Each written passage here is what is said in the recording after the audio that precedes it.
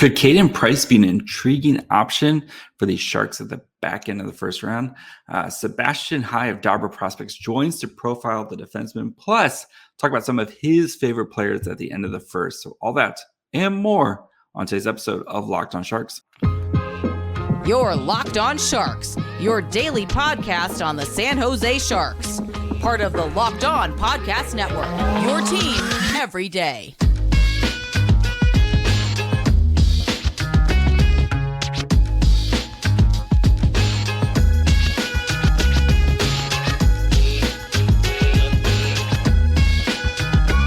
Hello, welcome to Locked On Sharks, the premier hockey podcast of your favorite team in the Bay Area. My name is JD Young, contributor at San Jose Hockey Now, and I want to thank you for making Locked On Sharks your first listen. We are proudly a part of the Locked On Network, where we cover your team every day.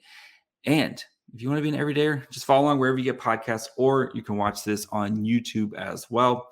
And today we have Sebastian High from the head guy, the dude at Dobber Prospects. So he is on to help us profile one Caden Price. So we talk about Price, we talk about kind of where his fit. We talk about a lot of the defensemen in that range too at the end, and then kind of which ones he likes there as well. And then we talk about kind of his favorite guys at the end of the first round. So end of the first round, beginning of the second round type of guys. So let's get into it. And now we bring in Sebastian High, the headest of head, the grand poobah of scouts at Dobber Prospects, also the host of the Puck and Roll podcast. Sebastian, welcome to Locked On Sharks, finally making your Locked On Sharks debut. How's it going, buddy? Thanks so much for having me on. It's been in the works for a little while, so I'm glad that we're finally getting to it now. Yes, so we are going to be talking about one player. I think you said you were interested. I kind of gave you another couple guys, and you jumped on this guy, Caden Price. Who, if you don't know who Caden Price is, defenseman for Kelowna in the WHL, 6'1", 181 pounds, 65 games this year, had 5 goals, 35 assists with 130 shots on goal. And as I ask everybody, what makes Caden Price such an intriguing prospect? Caden Price is really toolsy and really young. It kind of boils down to those 2 points. Mm-hmm. He is one of the younger players in the draft class. He is let me just check the birthday just to be 100% sure. I think he's August, right? Yeah, he's an August birthday, so late August as well. So he's less than a month away from the cutoff. So that's already a good start for a prospect being young for the draft class. And while he can frustrate scouts, to put it lightly, his tools are exceptional. He is a great skater. He's one of the more fluid defensemen in the entire draft in terms of mobility in all 4 directions. He covers a ton of ice in transition. Typically in transition, he defends it quite, I guess, in a static way, where he just kind of like tracks the forward and matches them and kind of just waits for them to make a move before actually doing anything. But in the moments where he does like actually closes gaps, it's really impressive. It's quite aggressive, and he does it with tremendous pace, and the forwards often don't even have time to react before he closes that gap, which is awesome to see because he can't do it. It's just a consistency issue with him. On top of that, he's a very strong passer. In offensive transition, he has some really bright flashes in the breakout. He drives a high rate of zone exits. He's not very involved in terms of generating entries, but that can still come. And it's also a bit Kelowna system there where defensemen aren't the most active in transition. So he has all these tools. He hasn't quite put them together in the offensive zone just yet. He's quite hesitant to activate beyond the hash marks. But with the puck on his stick, he flashes some deception. And again, with him, it's all about flashes. There are flashes of some quite brilliant things where you think, oh, wow, he could be like one of the top 3 defensemen in the draft class for like a shift. And then the rest of the game, you're like, I don't know if I could rationalize picking him top 50. And that's an issue when you have that discrepancy between those 2 sentiments. And I watched another game of his today just in prep for this and to make sure I was happy with it. And it was a game from the U18s, the first U18s game of Price's that I'd watched. And it was Caden Price, and he actually looked pretty good in terms of that defensive core, because the rest was also pretty brutal, which meant that at least he had flashes of good, which you couldn't really say for every player on that blue line. But he's a fun one. I can't say he's my favorite player to scout, just because he can be a bit frustrating. But in terms of players that get me excited in terms of ceiling, like pure raw ceiling, Price is up there. I think on my final board, he's going to fall outside my first round. After today was my last viewing of him for the season, and I think I'm going to have him around 40. However, there are around 50 players in my view in this draft class that are first round talents. So if it were last year, he probably would have cracked my top 32. But this time around, there are players with similar upside that are just a lot less scary to me to have in a first round ranking than Caden Price. So it sounds, one, he's very young, Yes. and two, it's a consistency thing, right? And that's just, is it just something where you think where you're expecting maybe a little bit longer development path of him, where it's going to, like, he's going to spend the next 2 to 3 years in the WHL. He's probably going to spend 2 years in the AHL before he even sniffs the NHL. Yeah. But if everything kind of comes together, this might be one of those guys where, like, how did he end up at 40 or 50 or wherever he gets picked? For sure. I mean, he could definitely make me look a bit dumb. And Vincent's Roar did the same thing last year. I watch a ton of Roar because I'm based in Ottawa, so I go to a ton of their games. But I watched like 20 games of Roar in his draft year, and I was never fully convinced. But he was the youngest player in that draft class, and this year he's made me look not the smartest with how he's developed. And it's like, okay, gonna store that in my mind, make sure that I'm gonna learn from it. So I think if it had been last year, I maybe would have overcorrected on Price and maybe ranked him lower. But now, because Roar scarred me a little bit, I'm like, I'm going to drop him to 40, but not to like 50. I need to have him in that top 40 range. But yeah, it's a lot of question marks. And again, the age thing, the development curve, it adds so much, I guess, mystery to his projection, because I think we'll learn a ton in the next year. Like within the next year, you're going to have a pretty solid feel for what he might be as a prospect, I think, just with an extra year to kind of just paint his trajectory and how it's going from here. But as things stand, I can understand why a team would pick him at 20, and I'd understand why no team would pick him until 60. So he's one of the players in that like top 50 for me that are all first round talents. He's one of the ones where I'd be most understanding of teams like being like freaking out about actually like betting a full like top 50 draft pick on him. Whereas a lot of other players like are just a little bit more certain, and not even just in terms of like NHL certainty in terms of them hitting the NHL, but more certainty in what they even project to be, like stylistically or in terms of role. And with Price, it's a ton of question marks. I think a team with a strong development staff would love to add him because he is a bit of a blank canvas right now. He has that skating, he has the reach, he has the mobility, the passing ability, but whether you want to transform him into an offensive defenseman, I think he has the tools for it. He has a good shot. He's very hesitant to really activate offensively. And then defensively, there are some really bright flashes, but there just isn't much consistency. There's often times where he will hyperfixate on the primary threat and completely miss secondary and tertiary threats behind him, which isn't ideal. But but that's the fun thing with Price, is you have this kind of blank canvas. So I also think it really matters which team picks him. I think if a team like the Red Wings, most players, to be honest, right? It's very important. Of course, but like especially with a player as raw as Price is, like I think a team like Detroit has done phenomenally well with raw defensemen. So look at like Shai Buyam or William Wallinder. Those are two players that in their draft years were like pretty risky, and where it's like, okay, yeah, there's upside here, but there's a ton of risk. They're so raw. They need so much refinement in their habits, and there are a lot of issues like foundational in their games. And Detroit was like, will take the risk. And both those players are looking a lot better now than they were projecting to become. So I think if he lands in Detroit, that's one thing. San Jose, I haven't fully got my finger on what the new organization with the new look is going to be like. So you and me, buddy. It's a bet. It would be a bet to take, right? Yeah. It'd be a bet to take. But on the other hand, if it were a team like who doesn't develop great, Vancouver, I wouldn't be as confident yes. In Price's projection. But I think in San Jose it would be a swing.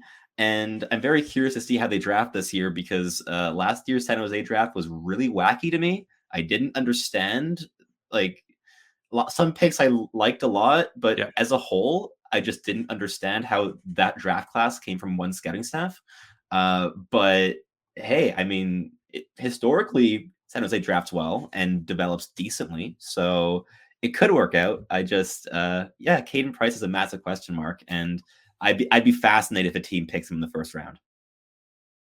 All right, guys, before we continue with Sebastian, we talk about kind of Price's fit. We talk about some of the other defensemen in the draft class and where he kind of stacks up with them.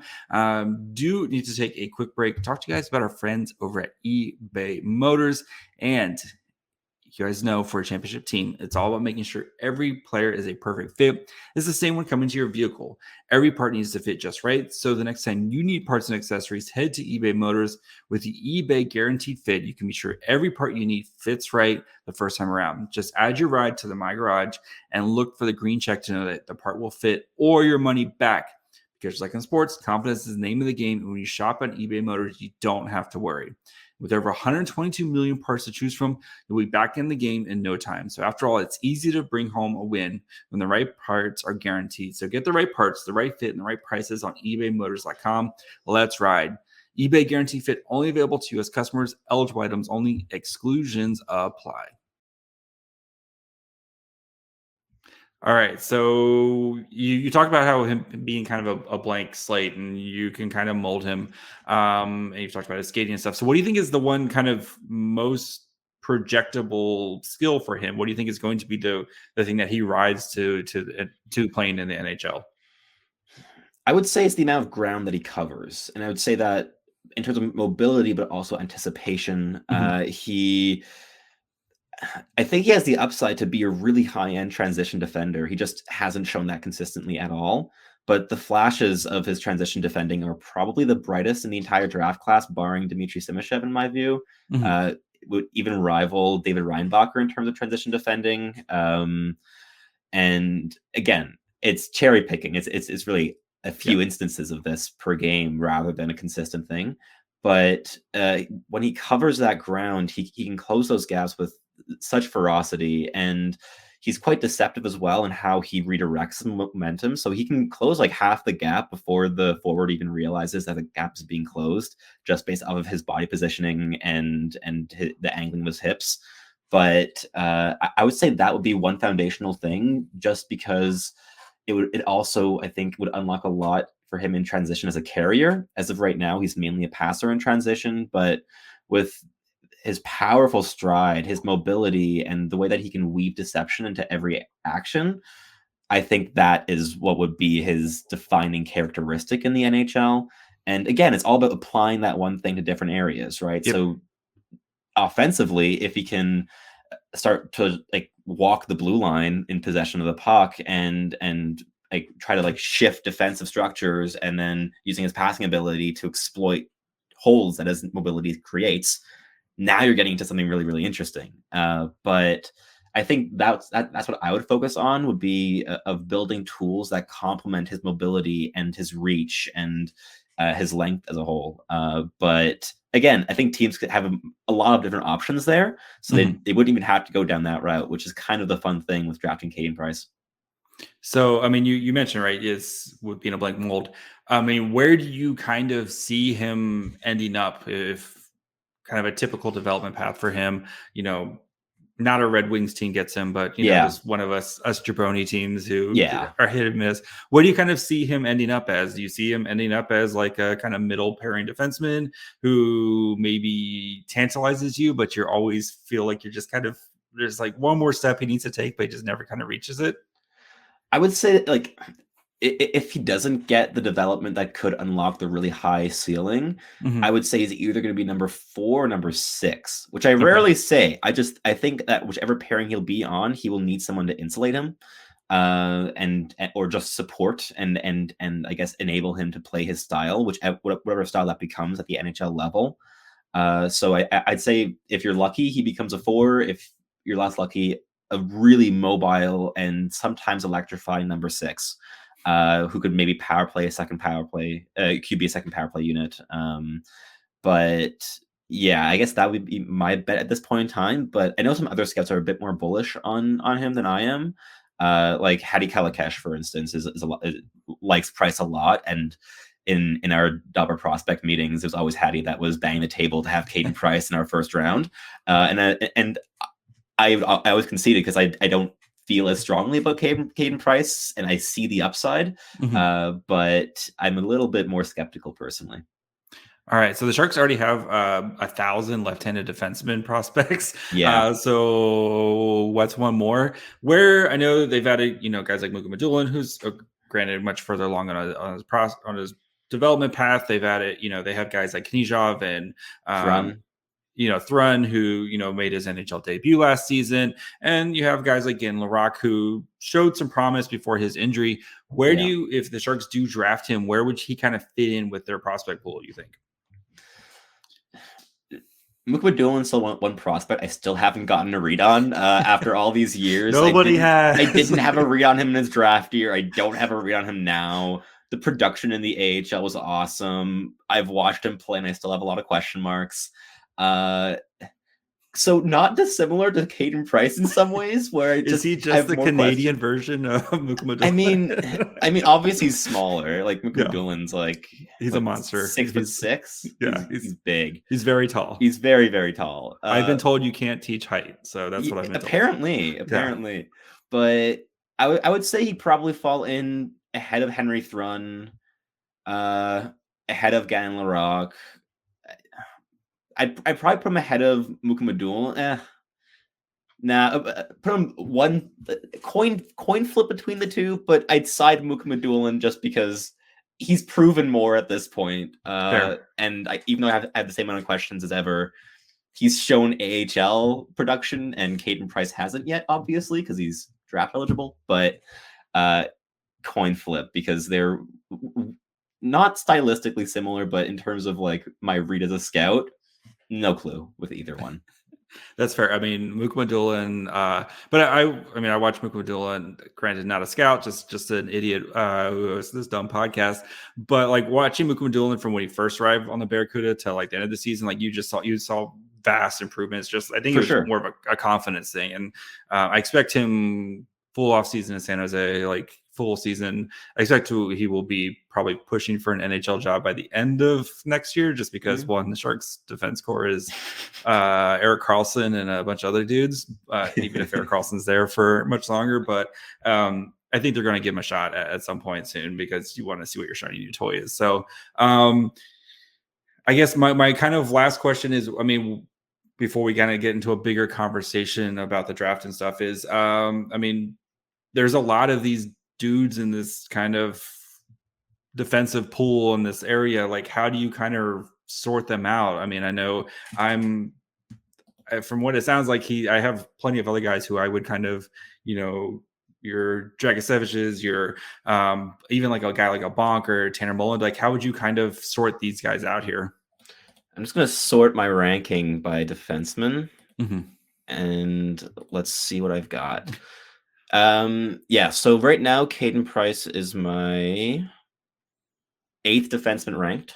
And even though he's at 43 at the moment, I'm not the biggest fan of Oliver Bonk personally in terms of NHL upside. I think he's going to be a bottom pairing defensive presence. You know exactly what you're getting from him. Exactly. And that depends on the scout of how much you value that, and how much you think you could, I guess, stretch that upside limit of if you could get him to be a shutdown second pairing guy, that value compounds, right? If you can get that up from third to second pairing. I think he's going to be a bottom pairing guy that's good defensively.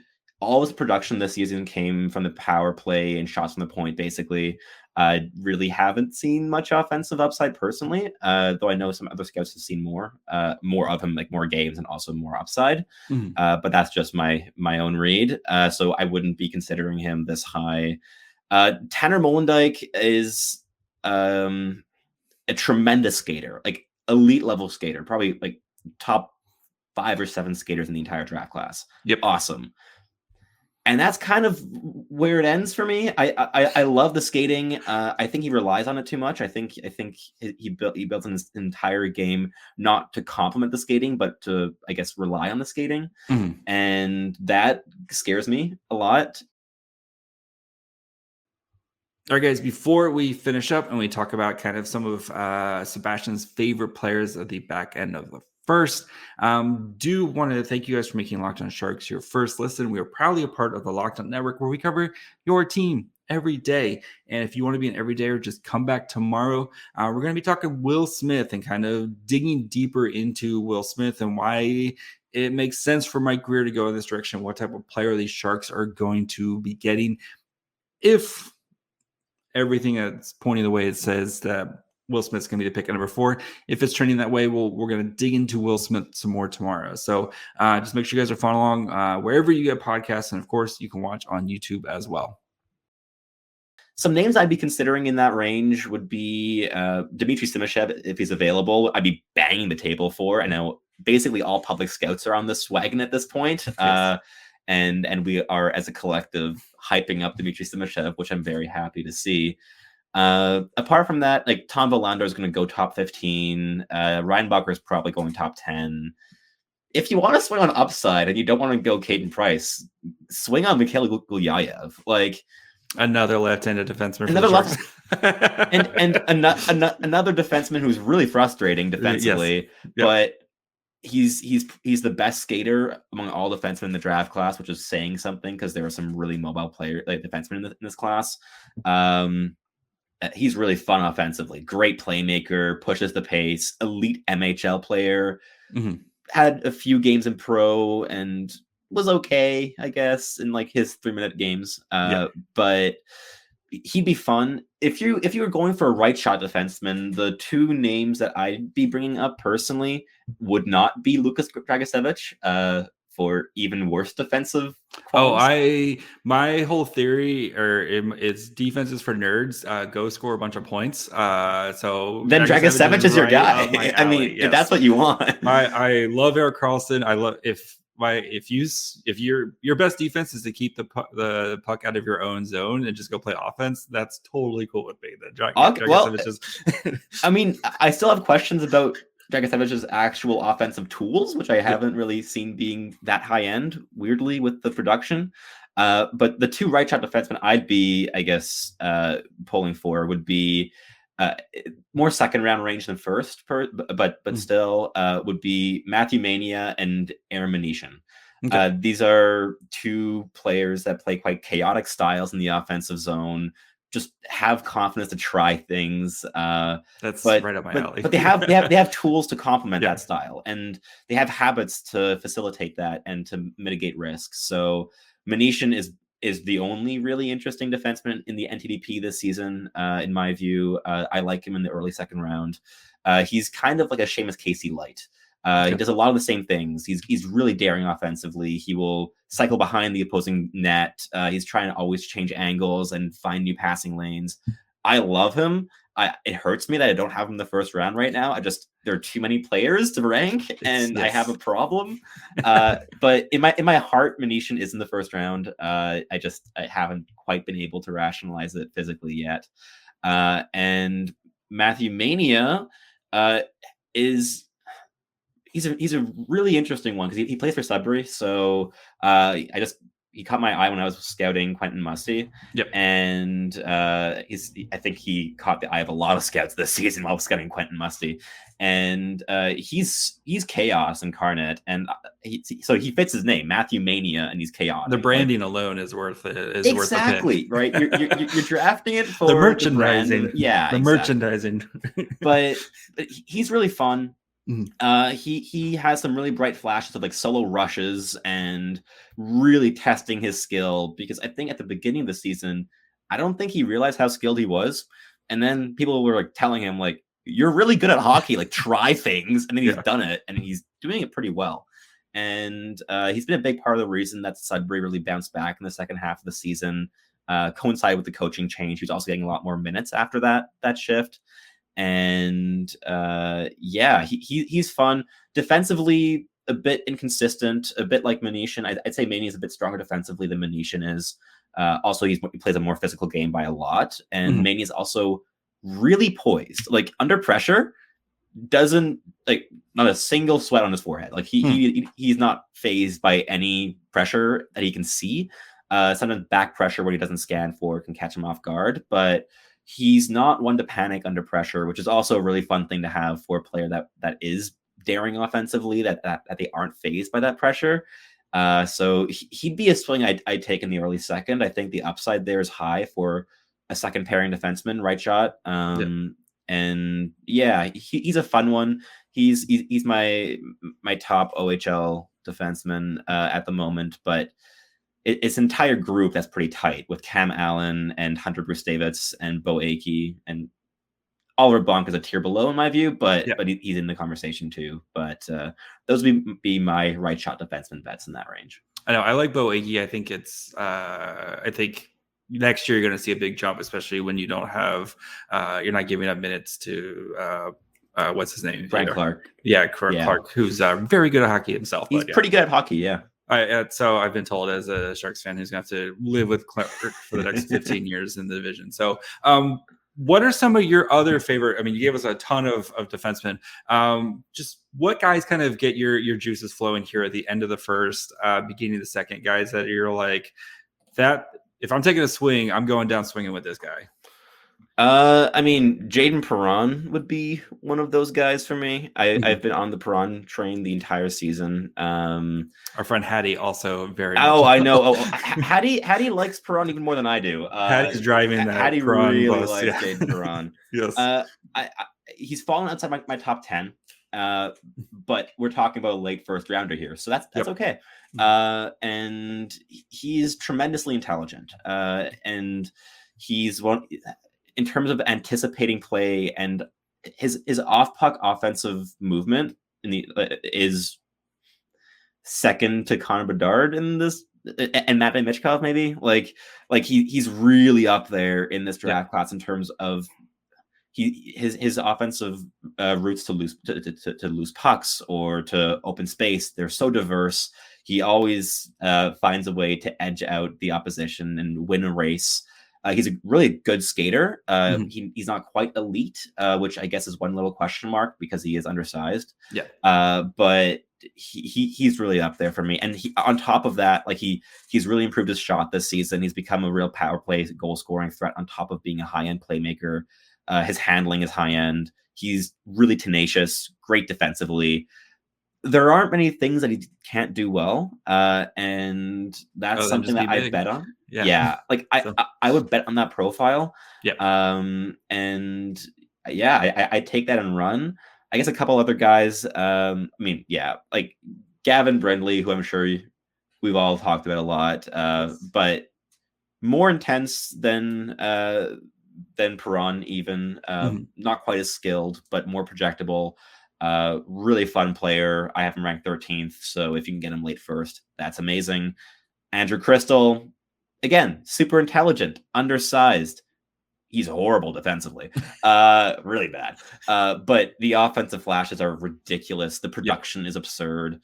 He'd be another guy I'd be banging the table for in the late first round, especially if you're rebuilding, you need skill. Like you take Crystal if you want that skill. And in terms of another two guys who are perhaps not as high profile, who are some of like my guys that I just personally love? Okay, I'm gonna go with two of my own Swedes that I have ranked. I have them ranked 31st and 37th. So not quite bang the table in the late first, but like bang the table in the early second, maybe. Especially if you got picked 36 somewhere in that. Yes. Yep. Yeah. So those two guys are Anton Wahlberg and Felix Ungersurum. I love these players. Anton Wahlberg really is a late riser. He had his first real SHL stint at the very end of the season, and that's where he kind of popped off. In junior hockey, like most Swedish draft eligible players that get sent down to the J20 in their draft year, he wasn't overly invested. And again, that is kind of the norm with players that get sent down, because again, we're not it's not like in junior hockey in Canada where it's like, oh, this is your team, you're playing for it. It's, oh, this is your draft season, you have a shot to be playing professional hockey in a top 3 league in the world. Oh, but you're not. But you're close to it. You're close to being good enough, but you're not. And now you have to go play J20 hockey, which is a lot less intense, not at the level of the CHL. So you're not as invested in that season, and you're not as motivated. But when Anton Wahlberg got called up to Malmö, he was flashing a lot of really, really interesting things. He's 6'3". He's a machine. Like he can bulldoze through professional players. He's really middle driven. He has a really good release. Like from medium range, he's deadly. Gets it off really quickly, which is also great. So he scored a couple goals as the bumper with the U18 team for Sweden, and he was very effective in that role. Like he finds space very well. He does little micro adjustments to improve his angle. He gets open. He keeps his stick on the ice. He can body away opposition to make some room for himself. Like he's quite effective in that role, and he's also really skilled. He has great hands, and he's a plus level skater on top of that with his size. So he's had flashes this season where he goes end to end and he is a bulldozer. No one has a chance of stopping him. And he's doing it in quite a fluid way. It's not like he's lumbering over the ice, right? But he's weaving through, but powerfully, and cuts to the net, roofs it, nice, easy goal. He's really impressive. My beer just passed out watching. I really like Anton Wahlberg, and I don't think he's getting quite the recognition that he deserves. He's probably going to stick in my first round in my final rankings, and he's also very young for the draft class. So he's a July birthday, so that's another thing that adds to it, especially considering that he was playing some pretty good hockey in the SHL this season. And in terms of like his expected goals like per 60 at even strength, and his production per 60 as a whole in the SHL, it's all around Leo Carlsson level. The sample's tiny. Really small sample. It's like 15 games. So big asterisk there. Not going out here saying Anton Wahlberg is Leo Carlsson. No. But I do think he's being underrated, and I think there's even a chance that in a year's time, I regret not ranking him higher, because I am clued into him being really, really, really good. But again, there are too many good players in this draft class. So he's fun for upside. And if you want a almost slam dunk middle six energy winger who drives great like advanced stats and has really impressive playmaking to boot, Felix Ungersorum is your guy. He's had some of the best junior playmaking metrics in this entire draft class, in terms of like passes to the slot per 60, and that's all awesome. And the eye test totally supports that. He constantly shifts angles and opens up lanes. Constantly, he's taking delays when he has the puck, and he's shifting the pace, trying to just create separation from the defense. So that's all great things to see. And again, awesome motor, really refined defensive game. He's also played a lot of SHL games this season, and there he's always just been a defensive guy, and that's been it. But to be just a defensive guy, and he's a September 14th birthday, last day before the cutoff, and he's playing as a defensive stalwart in the SHL already. And then in junior hockey, he's really flashing the playmaking. So I think there's a higher upside with him than a lot of people might realize. And I'm seeing a lot of people rank him in like the 4th and 5th rounds. And I have him at the top of my second, and I'm feeling pretty confident about it. There's a couple of us public scouts that are really, really high on him. And he'd be a fun one. Again, I'm saying this in my high second. If you're drafting him, you can probably get him in the 4th round. So I would do that personally. Sharks have multiple 4th round picks. All right, we'll get you out your last 2 questions. One, Where does Caden Price go in the draft? Pick a spot. Oh, that one hurts. I would say he goes early second round. I think in the first round, teams are going to be a bit too hesitant to draft a player with as much risk as Caden Price. But I would say he goes between 33 and 37 would be my guess. That's right in Sharks territory. And then 5 years from now, I'm still doing this podcast because I can't find anybody to replace me. Who is the best non-Connor Bedard player in the draft? 5 years. I mean, it's between two names. It's Fantilli or Michkov. I'd probably side Fantilli. I think Michkov. I think Fantilli is gonna top out earlier than Michkov. So I think if it were like 7 or 8 years, it might be a little bit tighter. Mm-hmm. But I think 5 years at the age of 23, I'd give it to Fantilli for sure. Oliver Bonk weeping right now. For sure. So, Sebastian, thank you so much. Where can the people find you? Everything I do is on Twitter. I tweet excessively, so you can just follow me there for excessive tweets and any updates of things that I am doing.